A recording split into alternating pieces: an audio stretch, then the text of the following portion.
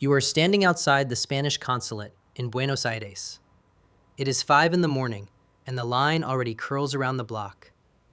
In your hands is a folder more valuable to you than any passport you currently own. A baptism certificate, an old immigration ledger, a photograph of a face you never met, but somehow still resemble. You are not here to become Spanish. You are here to prove you already were. By the time this window closed, more than 366,000 people, just like you, had joined that same line, somewhere in Argentina. More than any other country on Earth. Not Mexico, not Cuba, not the United States.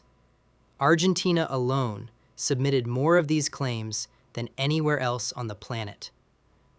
Why Argentina? Because no country outside Spain itself received more Spanish immigrants than this one did. And that is only half the story. Spain built you into a Spaniard 3 separate times, and every single time, it later found a reason to take that identity back. To understand the line outside that consulate, you need to understand all 3. The first time was simple conquest.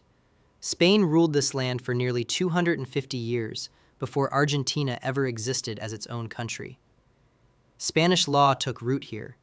Spanish churches took root here. Spanish surnames took root here, long before anyone imagined a Spanish flag ever coming down over Buenos Aires.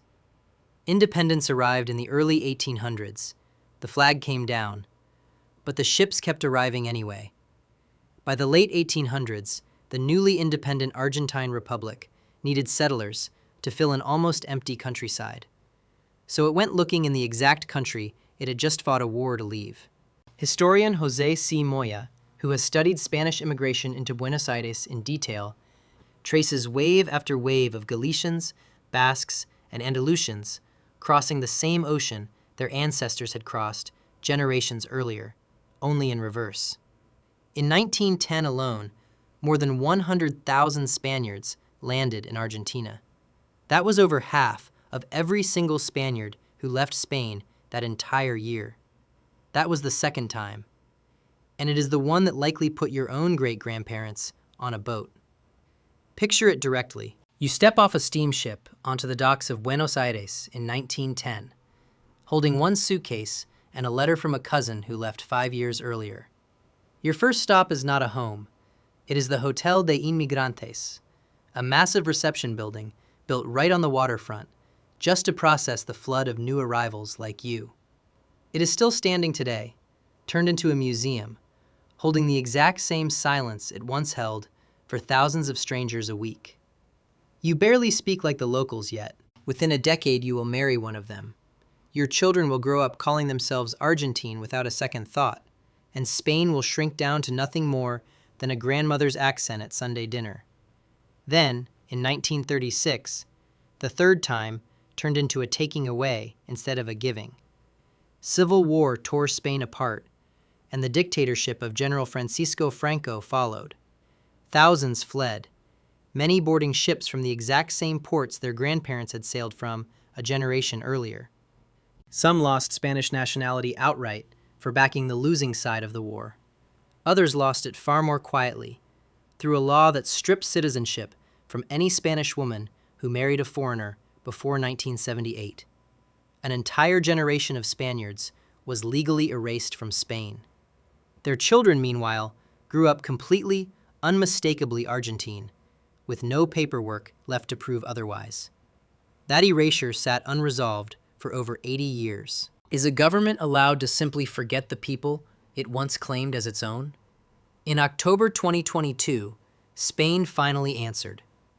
Law 20/2022, the Ley de Memoria Democrática, the Democratic Memory Law, carried a clause popularly nicknamed the Ley de Nietos, the Grandchildren's Law. It let children and grandchildren of the exiled and of the women stripped of nationality claim Spanish citizenship without ever living in Spain. The legal basis is what lawyers call jus sanguinis, Latin for right of blood. Citizenship passed down through ancestry instead of earned through birthplace. For 2 years, that single clause turned millions of family photo albums into legal evidence. Consulates worldwide logged more than 1.5 million applications, 95% of them from Latin America. Argentina alone submitted 366,579 dossiers. Cuba came second, with just over 100,000. Argentina was not chasing a foreign passport out of convenience. It was cashing in on 3 centuries of a bond that nobody had ever formally closed. But not everyone in that line got an answer. Some applicants have already waited years. Their grandparents died before ever seeing a decision arrive. Somewhere in Argentina right now, a child may soon receive a passport that their great-grandparent lost nearly a century ago, for a war they never fought and a marriage they were never allowed to regret. Think about what you are actually holding when you carry a folder like that into a consulate. It is not simply a family tree. It is a claim on an identity that a government thousands of miles away gets to approve or deny on its own schedule for reasons it does not owe you an explanation for. Is that really so different from the first 2 times Spain quietly decided who counted as Spanish and who did not?